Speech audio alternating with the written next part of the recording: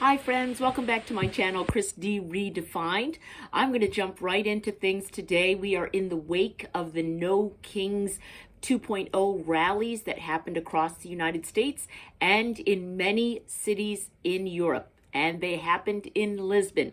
If you've checked out my latest shorts, I've got two of them up of me speaking at the Lisbon, Portugal No Kings 2.0 rally. I was the MC and the final speaker.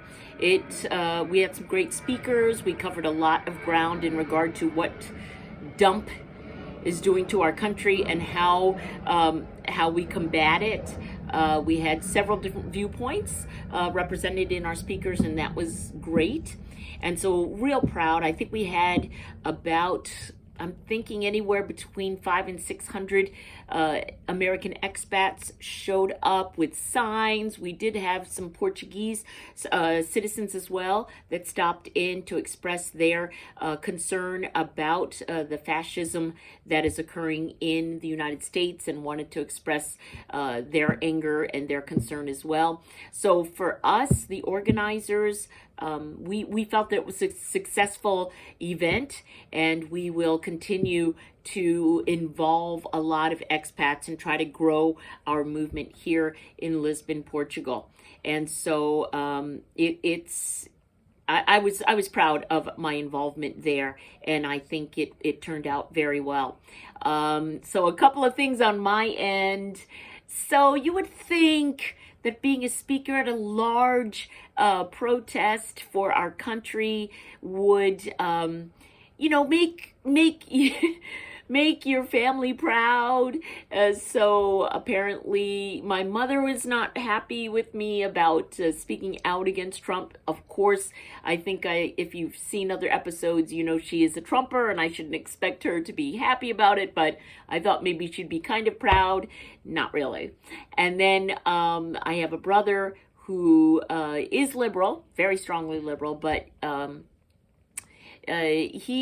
not sure if he's really that passionate about our country turning into a fascist state. But anyway, I felt that my mother, for sure, just was not happy with me being involved with No Kings. You would think, that your own mother would be like very proud that you're standing up for what you believe in and are brave enough to and get involved in the movement. And instead, her response was, you need to stop speaking out against Trump, and he could take away your citizenship, your passport, and then you wouldn't be able to see us or your son. And I was just infuriated by her response. It just took me aback. I shouldn't expect more from her, to be honest with you. I have problems with my own mother, as you can see. But, what I said to her was, and she used, seeing my son as like some sort of weapon against, convincing me to not do this anymore. And I was the exact opposite. I was like, my mom grew up in the Philippines, okay? So you may have grown up in a dictatorship, is how I responded to her. But I will not allow my son to spend his adult life or his young adulthood in a dictatorship. I won't do it. I will fight until my dying breath so that my son doesn't have to grow up in a dictatorship. I don't know what one is like. My mother apparently grew up in a dictatorship, and she's fine with keeping her mouth shut and being kowtowing to some sort of dictator. I'm not. That's not how I grew up.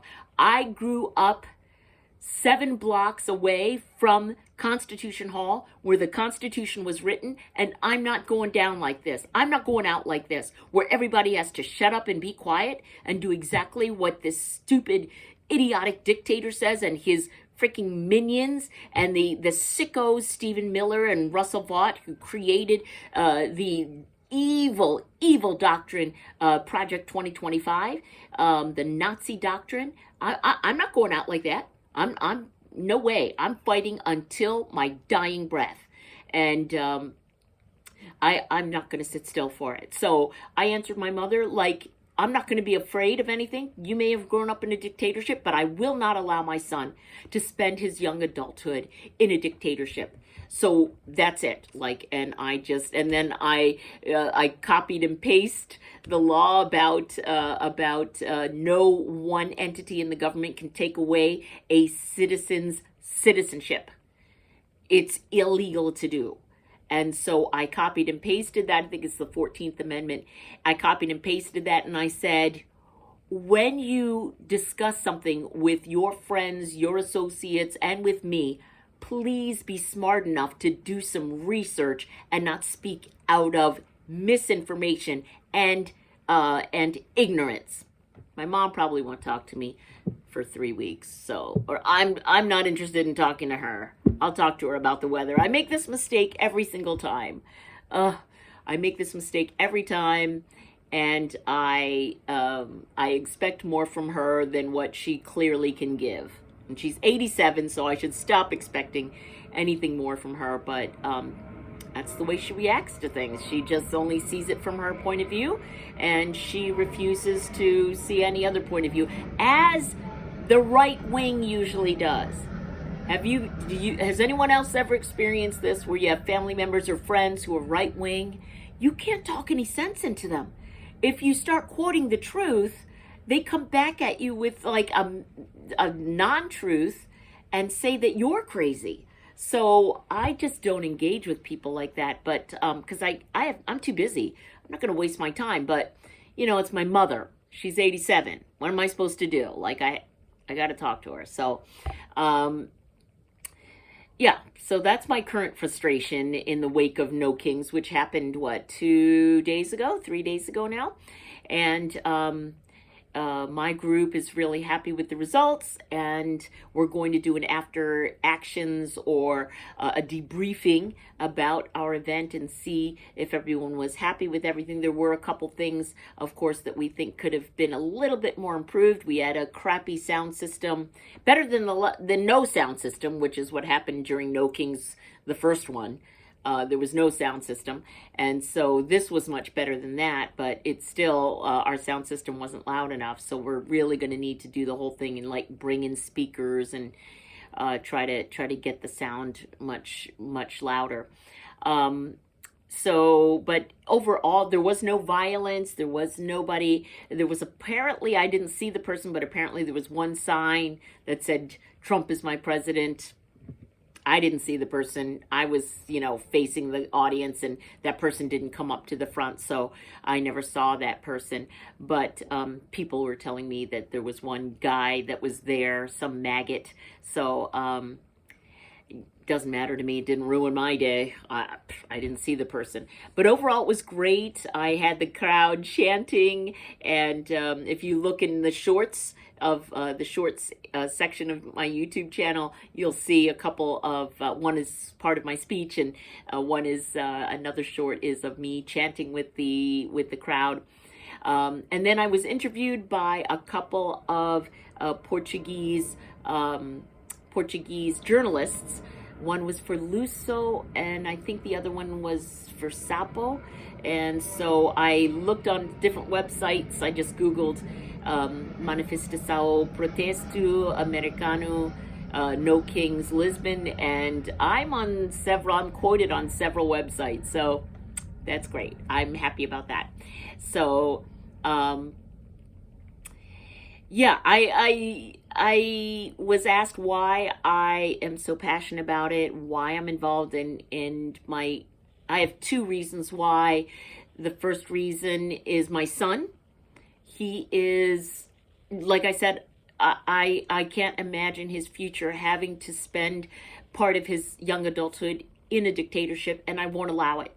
So he's my number one reason.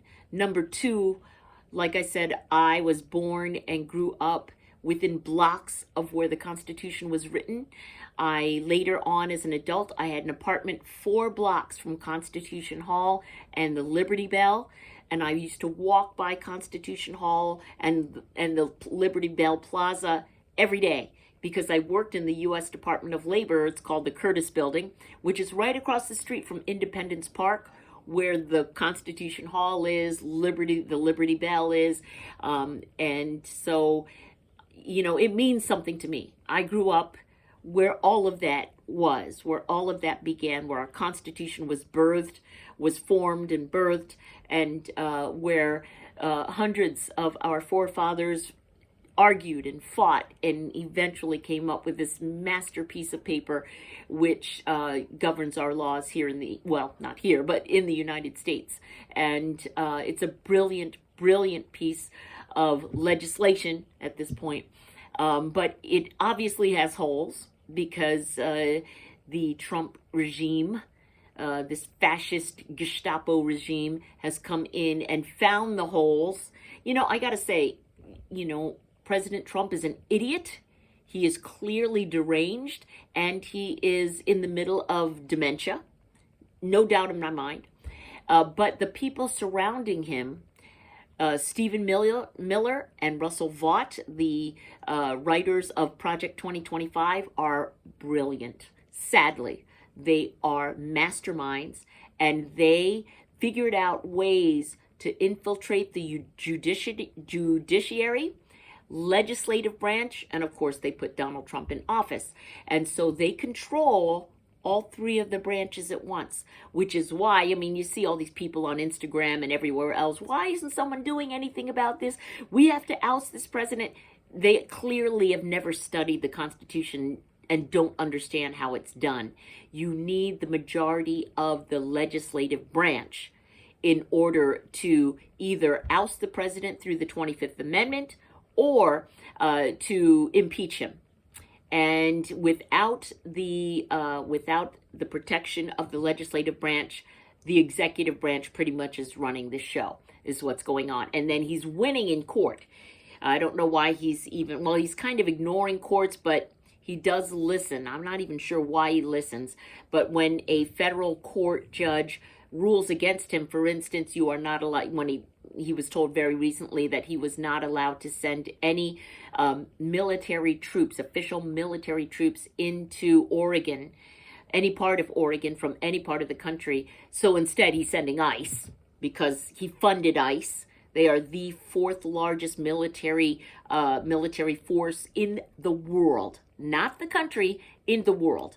So the U.S. Army is the most funded. The Russian army is the second most funded. The Chinese army is the third most funded. And then ICE is the fourth most funded military regime in the country. So he's sending ICE into Oregon, into Chicago, and New York, and everywhere. They're everywhere.